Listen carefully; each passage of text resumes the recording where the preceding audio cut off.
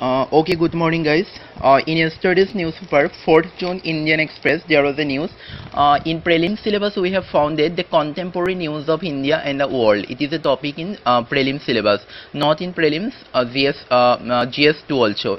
GS not 3, 2 only, all the GS 4. Okay, the thing is that how UPSC asks question. You see, the controversy related to Maggie is a recent, very burning and recent topic. Okay, but thing is that whether UPSC will ask question related to Maggie or not. No, UPSC will not ask any question directly related to Maggie. The UPSC will ask question in this way: the incident behind Maggie. Okay, we already reading news. Okay, every day we are reading news related to Maggie, but inside the news there are some actually key terms related to Maggie news. Okay, for example, yesterday I have told you what is Food Safety Authority of India. UPSC will ask question in this way. UPSC don't directly ask the current incident. UPSC will ask the phenomenon behind the current incident or other things related with the current incident. Maggie news always come. Okay, in this way within the news we have found some key terms, like I told you yesterday, Food Safety Authority of India. Okay, then for the first time in the Indian history, government has come to file cases against the company in National Consumer Dispute Forum. The term is National Consumer Dispute Forum. Question will be asked in UPSC prelims on the basis of what is National Consumer Dispute Forum, each functions, each provisions. Okay, what are its provisions? Okay, whether it charges from the consumers for filing cases or not. These questions will be asked in UPSC. For the first time in Indian history, India has going to file cases against the company in National Consumer Dispute Forum. It is a very important news from prelims point of view, because in prelims constitutional body, statutory body are syllabus in our syllabus. That is why UPSC might ask question related with National Consumer Dispute Forum. And one thing is that both government and individuals can file cases in National Consumer Dispute Forum under Consumer Dispute Act 1986. Yeah. For the first time, it is written in the article, for the first time we are taking action under section 12(1)(d) of the Consumer Protection Act, under which both center and states have powers to file complaints. Food Minister Ramvilas Paswan has said this statement. Okay, the question might come in prelims that whether you will find options only individuals can file cases in National Consumer Dispute Forum. Only center can file cases in Consumer Dispute Forum. Only state can file cases in Consumer Dispute Forum. You will have to choose the correct option. In this way, you have to relate the incidents to your current incidents in your syllabus. Okay. You will not, if you are not conscious, you will be dumped by the UPSC. Okay, you have to you have to be very careful how to find out the current incident from the paper for preparing your UPSC syllabus. Okay, in mains question also, in mains paper GS2, statutory, regulatory and various quasi-judicial body. It is a topic in your syllabus, GS2. This article will cover this portion, this topic also. Okay, Consumer Dispute Forum, its functions. Okay, whether it has been whether it has been able to perform its duties in current scenario or not. Okay, what should be its rule? What is your suggestions? Okay. Okay, another important news related to Maggie is that its legal aspect. Okay, the Maggie has been tested. The Maggie has been sent to laboratory for monosodium glutamine. What is monosodium glutamine? It might come question in both pre and mains.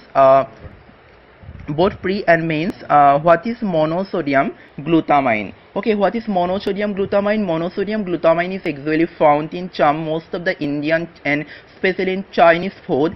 When we eat a food and when we see a food, what is done? Monosodium glutamine in the food actually stimulates the nervous system in our brain, okay, and make the food tastier than it is. Okay, and in extreme cases, monosodium glutamine can react our body in a bad way. That is why it is your duty to see or to search what is monosodium glutamine, what is its effect, okay, whether it is good or not, whether it is good to aid in food or not, and what are the related laws. And I already told you, Food Safety and Standard Authority of India is a board.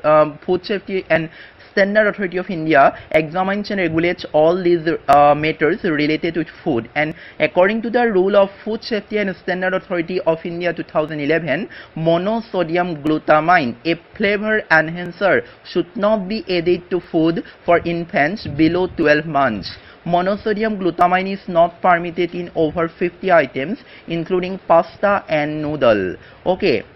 That's why it is a very important news. Monosodium glutamine, its effect, okay, how it reacts with body, okay, what are its side effects, what are the provisions that govern, what are the provisions of Food Safety and Standard Authority of India that govern monosodium glutamine, okay, what is food flavor enhancer, okay, what is its impact, what is its effect. Okay, then another important rule, key term here, Codex International Standard 249.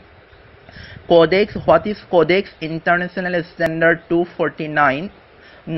It is actually a provision that has been controlled by World Health Organization, and it is used for some food. Okay, it is used.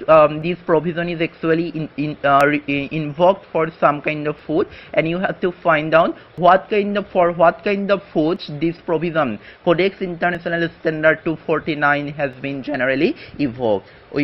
Okay, these are your duty. You have to search here.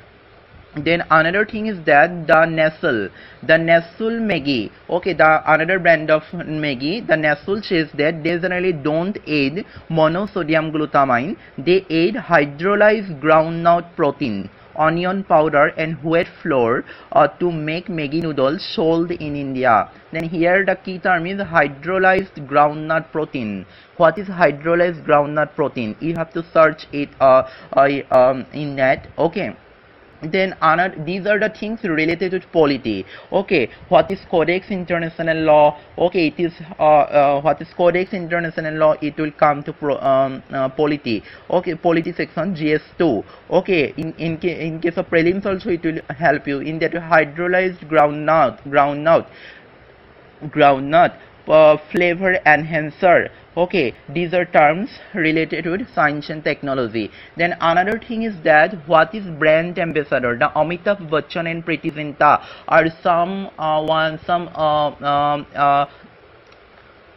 brand ambassadors related to the advertisement of Maggi. Okay, the thing is that whether they are responsible or not. Okay, the law of Food Safety and Standard Authority of India says that if the advertisement where they were employed is seen misleading, then they will be also responsible. Okay, then in GS2 question, it is that what is brand ambassador? Okay, what is brand ambassador? Okay, do you think that if brand ambassador is related to any company, and if company in future might be trapped in any scam or responsible for any war, then along with the company, brand ambassador will also be responsible? To what extent you think it is rational? Okay, what might be its impact on industry or any other field at current scenario? Okay, these are some questions that has been posed, that has been exposed by this article. I have already told you the a contemporary incidence is a topic both for pre and VS. In exam the UPSC will not ask directly related to what is Maggie, who produced Maggie. The UPSC will ask questions always behind the incident. Behind the incident means all the things that is behind Maggie. What law governs such fast food? Okay, what are the international provisions for governing this thing, this kind of fast food? Okay, what are the elements that are mixed in fast food? Okay, what are their impacts, benefits? Okay, these are the questions that you have to search and write a prepared note. Okay, another important news in Indian Express, 4th June, Indian Express, why India's handloom industry needs handholding to get back on its feet. The article throws the light actually on the Handloom Act, the Handloom Reservation and Article for Protection Act 1985. Okay, according to the persons related to the industry of handloom, the present act is also actually some kind of not benefiting the handlooms in the handloom industry, because the definition of handloom as for the current law, handloom law is somehow misleading. Okay, because the present handloom law has says that handloom means any loom other than power loom, and includes any hybrid loom on which at least one process of weaving require manual intervention or human energy for production. Okay, and it has included 22 items including sari, lungi, dress material and towel. Then what are the persons related to the Handloom Act is demanding? Those persons related to the handloom industry are demanding that the item sari and lungi has been removed from the Handloom Protection Act. Okay, because it has been actually harming the integrity of the handloom. Okay, the word handloom, okay, and its definition should be changed so that it can benefit those persons related to the handloom industry. It is related to GS2. Okay, GS2, and the topic is government policies and intervention for development in various sectors and issues arising out of their design and implementation. What does it mean?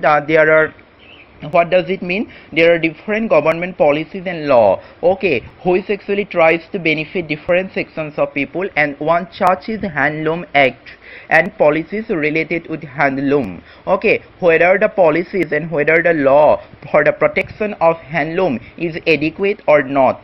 Okay, for development, the topic says that for development in various sectors and issues arising out of their design and implementation. It is a very important key term, issues arising out of their design and implementation. This Handloom Act is a issue. Okay, this the current accusation which says that the definition of handloom should be changed for the benefit of the persons related to the industry is a issue that has been arised out of the policies taken by the government for the benefit of the persons related to handloom. Okay, that is why you have to search, you have to find out this act, what are the provisions of this Handloom Act 1985. Okay, how it can be reformed for the benefit of the handloom. Okay, these are the main things. And what are the might be the solution? The might be solution is for this thing is that after agriculture, it is the mind that after agriculture,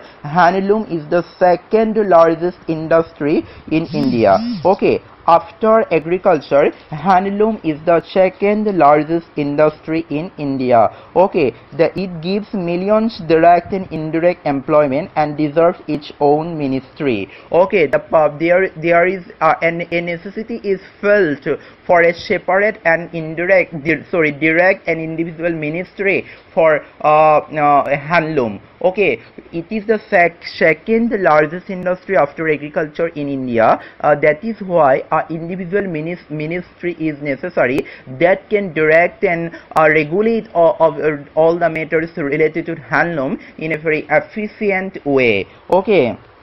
Then another thing is that there might be should be a very hallmark, okay, gold hallmark for the protection of handloom in terms of authenticity. Okay, in this way it will cover a very vital topic: government policies and intervention for development in various sectors and issues arising out of their design and implementation, that will be included or which will be a part of GS2. Okay.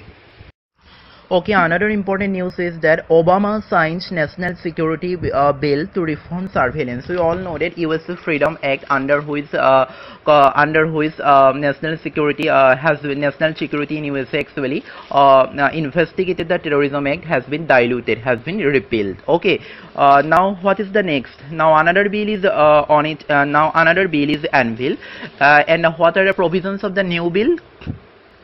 The provisions of the new bill is that, like before, the company like Verizon, AT&T will collect and store all the telephone records of the persons in which way these are collected before. But what is the difference? At this moment they cannot give information as per the requirement of US intelligence agency. Okay, before what happened, whenever US intelligence agency requires something, the company actually provide those information, provide those phone records to intelligence system.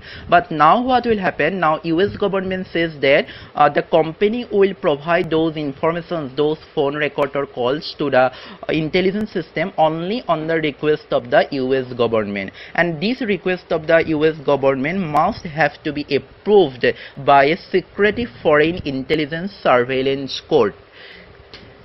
What is the difference? The difference is that before US intelligence system can require any information preserved by the company. Okay, for example, company preserves or records some phone data of some persons, and intelligence system can ask for those data at any time. But now United States intelligence system cannot require those data until and unless a government request approved by the surveillance court has asked the companies to hand over those data to US intelligence system. Okay, it is related to GS3. And another important news, we all know about Large Hadron Collider, CERN. The European Organization for Nuclear Research, CERN, and their experiment with Large Hadron Collider. We all know about this thing. Okay, then now they are coming up with another theory, another new experiment. It is called supersymmetry, and in short it is called SUSY, SUSY. Okay, it is an important news. Search on net what is the theory of supersymmetry and what is what is this new experiment. Okay, it is related to science and technology. Okay, and in prelims also it might help, but I don't think such kind of questions will come in prelims, but it might anyway help in GS3 as a key term. Okay.